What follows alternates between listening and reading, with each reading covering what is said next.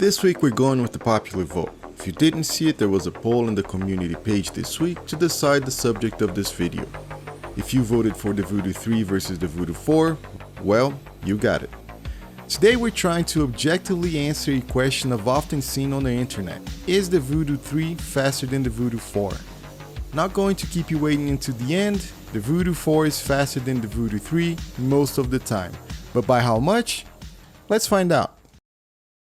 The Voodoo 3 was a really good card. In my opinion, 3Dfx's best video card up to that point, as it seamlessly integrated 2D and 3D acceleration and was competent at both. Before it, 3Dfx released two other 2D 3D integrated cards, the Voodoo Rush and the Banshee, but the Voodoo Rush had an exclusive chip for 2D, while the Banshee was missing a TMU compared to the earlier Voodoo 2 cards. This is why I prefer the Voodoo 3 over these two.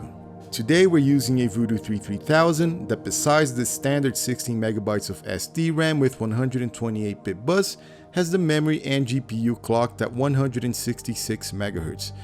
But you might say, well, the Voodoo 3 3500 was faster. And yeah, you're right. So okay, our experiment is worthless? Maybe not. We can try to overclock the Voodoo 3 3000 to 3500 levels that ran at 183 MHz at the core and memory, and that should get us close enough. As for the Voodoo 4, it's an ugly duckling. When it was released, it was lower and more expensive than the competition, but it improved on the Voodoo 3, being capable of full scene anti-aliasing in 32-bit color depth. The VSA chip on the Voodoo 4 was designed to be used with multiple chips of the kind, and this way honoring its alias of Voodoo scalable architecture.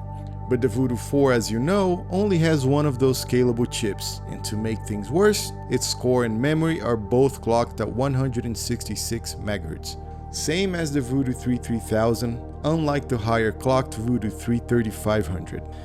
After I put together the Pentium 3 for the Slot 1 build challenge with the Voodoo 4, I was intrigued with the numbers I got on the benchmarks. I saw that my colleagues got better results on 3D Mark 99 with the Voodoo 3 and Voodoo 2, so that made me realize the chipset on the creative motherboard I used apparently had issues, and I realized that it wasn't performing all that well. So here I have a test platform that finally leaves the Voodoo cards happy to perform as fast as they can. Here we have a 3GHz Pentium 4 and an MSI motherboard with the Intel 865 chipset. Unfortunately, I can't test my Voodoo 5 on this motherboard because the Voodoo 5 needs a universal or 3.3 volts AGP slot. This one is 1.5 volt, but this won't matter for my Voodoo 3 and 4 as they are both PCI. With the test bench ready for the benchmarks, we can start with the Voodoo 3. First thing we need to do is that little overclock. It's easily done on 3Dfx's own software. Now, I'm not going to keep it like this besides the test we're doing today, because I usually want my PC parts to last as long as possible. But I do have a fan in front and one fan in the back of the card, so it should be safe enough. Now we can start the tests, and let's begin with Quake 3. It has a convenient time demo command with some demo maps that we can use to synchronize. But the fastest card will pull ahead, and here the Voodoo 4 will be the clear winner with about a 30% lead. Next we have is what's probably the biggest cliche in 3Dfx benchmarks, Unreal. Beautiful game for the time. The time demo on it is this castle flight, and it times the laps around the castle. The Voodoo 4 is a bit ahead, but not much.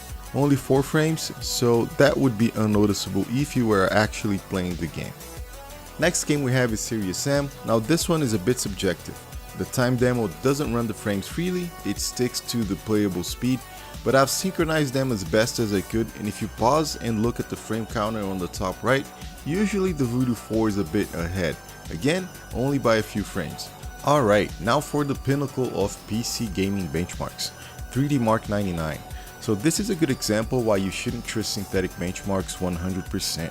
For some reason, 3D Mark 99 was very sensitive to clock speeds, and the Voodoo 3 3000 overclocked to 3500 kind of blew the Voodoo 4 out of the water, even though game results showed otherwise.